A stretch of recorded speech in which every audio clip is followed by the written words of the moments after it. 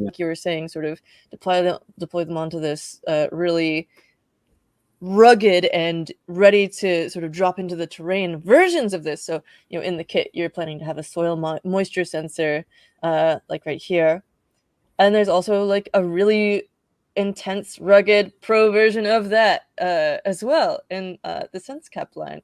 Similarly with, like you were mentioning, the CO2e and temperature and humidity sensing, there's already a SenseCap module for that as well. So anything that you develop for this contest is going to be something that you can also deploy immediately in the real world. Soil moisture sensor, I think a lot of people have been trying that. It's ready to use. But if you deploy them in the rainforest or even just in your garden, it will be broken for like a very short rainfall. If you look at the 5 challenges, like the climate change, etc., all the SDGs we are talking about is because the big companies are not caring enough about that. So we cannot wait for one single company to cure these issues. So it's a very collective efforts, like people from different places, makers, small companies. Like we should work together in a common ground. Like we create the toolkits to share the knowledges, but we don't create something to save the world. But we bring this latest technology, open technology for the wild, back to your neighborhoods, back to your villages, back to your country, and to deploy them yourselves. So I think we hope this could be a possibility for the next step for the maker movement.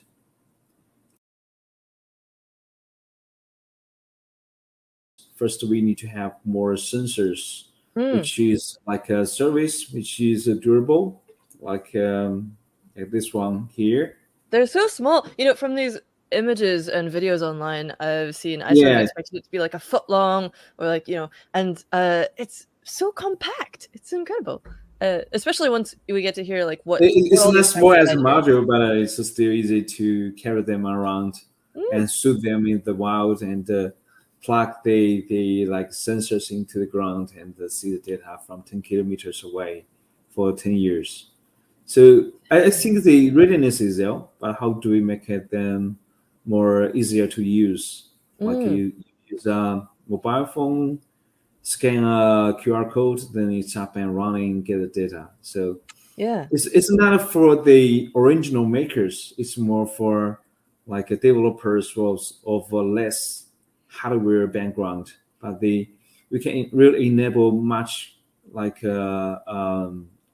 larger basis of users. So we hope people can use them as a tool set, but not as a skill set. Yeah. So this is the steps we're trying to simplify. Stop me if you have any like questions or like anything I can explain better, because I'm too familiar with this kind of stuff now. And we also bridge them with the cloud platforms like Microsoft Azure, AWS, Google Cloud, and also you can deploy them in your private cloud. And going forward, we have the edge computing going on.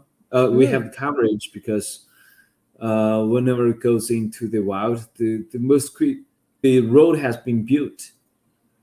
And I think for most popular cities in the United States, you can find the network of LoRa. And the infrastructure is really like never before. And you don't need to worry about where can I get my same car, where can I get this and that. You just pull out your mobile phone, scan it to the barcode, and bind into your account. It's a data. So I think it is quite that have been done them 3 years ago or 10 years ago. So what's next? By you or by like 100,000 people more all over the world. And then you see that's the gateway. We test them for the ultimate like distances, like granted if it's line of sight, it's 10 kilometers. 10 kilometers, yeah. People are trying to tune their antennas for different setups. Sometimes they put them in the wind generators, and so they can cover like because you'd be able to 60 see. kilometers. Dang! Whoa! Yeah, it's crazy. but it's working and it's getting reliable. That's So so to cool. make this kind of hardware devices, we challenge ourselves in the 4 seasons. If we do them in the lab, post them in Hexter, I think it's easy. It's like fun, but you have to do the difficult part. Like we put them into the T field in the winter. It's all the snows. It was the dew Yeah. points. It's very likely this device get damaged. So we have to rethink the engineering part, do the computing storage on site, on premise. So we're starting from a Raspberry Pi big board, but we encapsulate them into more ready to deploy devices. And then Yeah. we put the AI inside, and now we are doing node rate, so people don't really know about coding, they can just open the box, plug the IP camera, and get it working. So Cool. all the way we are trying to challenge the situations in the wild. Existing SenseCap products for a bunch of different applications, including air quality, weather sensing, vision AI sensing, edge devices. But there's also a module that is designed to bring your own um, modules and designs, for example, anything of these existing Grove modules, and put them into this same ultra durable container. So you can take any of those modules that already exist and deploy it in the wild in that same sort of container that you've developed with the system for low power, long term sensor deployment in a really rugged frame, Yeah. which I think is really cool. So this controller is like a bridge. Mm-hmm. So it's a bridge of two worlds. One is more very industrial, real world, like they have all kinds of very mean demands, and another world is a maker world that we can freely to create with one of the familiar tools we have, and with Groove, with all the sensors, Arduino, or like TinyML. So I think it's a bridge. So it's There's like an so many invitation Grove letter. sensors too. Yeah. Yeah, 500 plus Grove modules. And like you're mentioning, this not to. Or the whole thing from the cable itself. Oh, cool. So it supports a solar panel. You can see from here. Let me pause here. There are some extra terminals you can supply it with it, Oh, like a cool. external battery. That's awesome. So the answer is yes. Yes, you could set up If you like it. this one. Cool. Yes.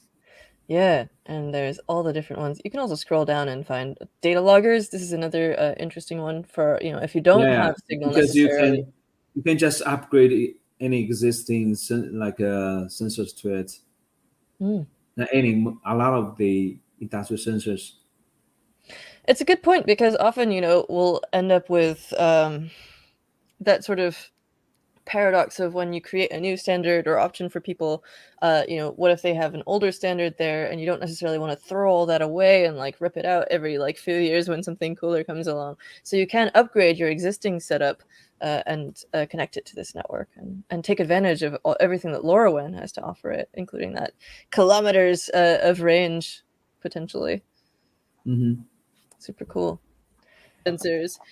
We've got our old before we had an actual logo. Wow. Like that's how long we've been using these. I learned a bunch of stuff on Seed Grove kits. You put them out to work with all these different platforms, and I always, whenever we pull out a new Seed product, I always mention that you have this wonderful documentation system that just really helps people get up and running. Like for every product, there's this wiki page that gives you the pinouts, gives you hardware setup examples, like really in-depth stuff all on one page.